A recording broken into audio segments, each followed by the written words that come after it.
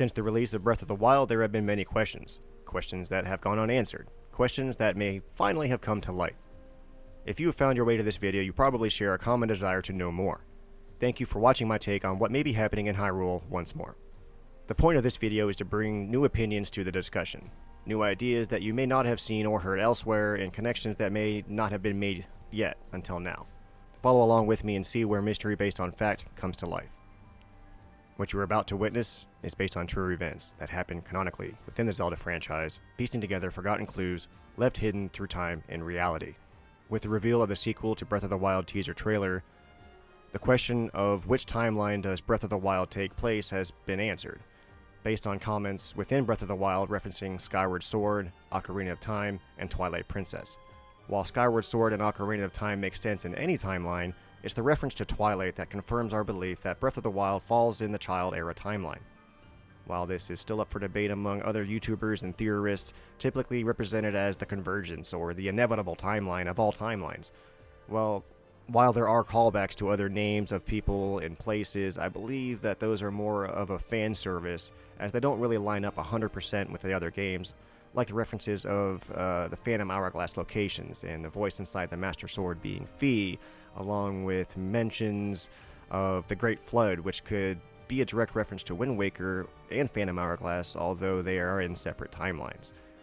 That all being said, for the remainder of this theory, we will continue under the assumption that we are in fact in the child-era timeline, as so obviously portrayed in the Breath of the Wild sequel trailer.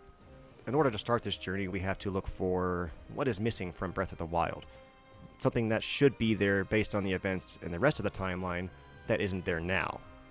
I'm looking at you, Triforce.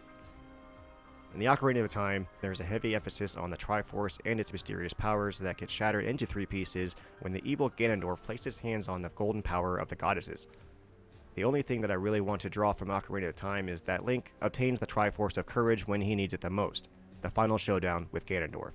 Yes, the Triforce lay dormant inside Link the entire game until the end when it comes time to actually use it.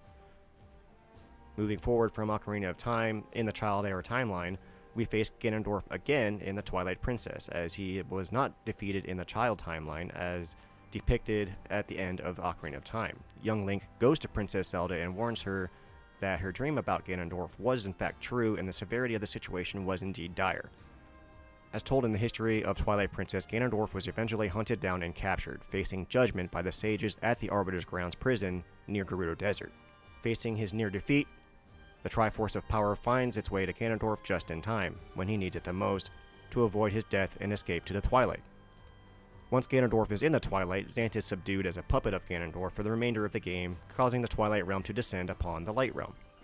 As Link is forced to enter the Twilight upon receiving his mission to deliver a sword to the Hyrule Castle, he is transformed into a wolf and immediately given the Triforce of Courage, right when he needs it the most to overcome the evils that lie ahead. At the end of Twilight Princess, Ganondorf is defeated by Link and given his final blow by Zant. As he snaps his neck and devoids his body of spirit, his eyes go blank, his face devoid of all emotion. No life remains in the body of Ganondorf. As he was left standing in the middle of Hyrule, this was the last time we ever saw Ganondorf. Until now. Theory time!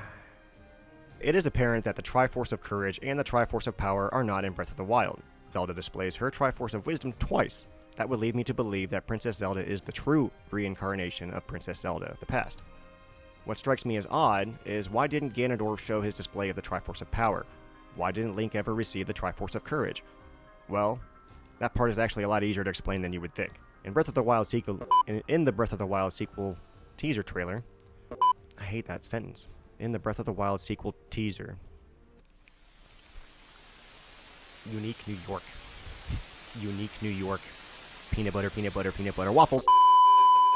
In the Breath of the Wild sequel teaser trailer, we saw the lifeless body of who is presumably Ganondorf based on his appearances and references as the King of the Gerudo, laden with fine jewelry marked with the symbol of the Gerudo. What I propose is this. It would make sense to me that Calamity Ganon does not have the Triforce because Ganondorf still does.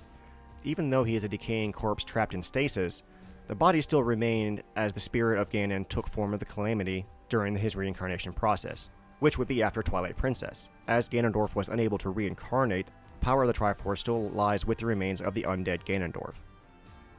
But how do we explain Link not having the Triforce of Courage? Well, logically, of course. It would make sense that for the same reason that Ganondorf has the power of Triforce while his spirit Calamity Ganon does not, that Link would not receive the Triforce of Courage because the hero of legend still exists, in some way.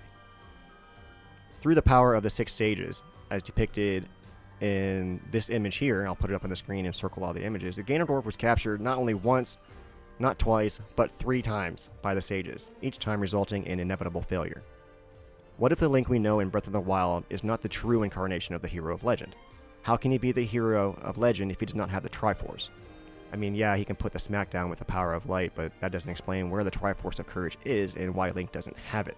Because neither of Calamity Ganon nor Breath of the Wild Link are true reincarnations of themselves. Whoa, that's crazy, right? Well, not really. In fact, we've actually seen something like this before. In Twilight Princess, we were met with the spirit of Link from Ocarina of Time and Majora's Mask, the Hero Shade. This spirit of Link in the future regrets not being able to pass down the skills to his successor, paired with a little bit of a pride issue while not being regarded as a true hero of Hyrule. After we learn all of his cool moves, his pain is at ease, and his spirit moves on from the ghostly ether, a realm between realms. While this isn't much in the way of proof, this does in fact prove that spirits and physical bodies exist in different realms of existence, even with one foot in each realm. This is further proven by Midna not even mentioning or realizing what had happened to Link while he was visiting the ghostly ether, as if it never happened, as if he never left.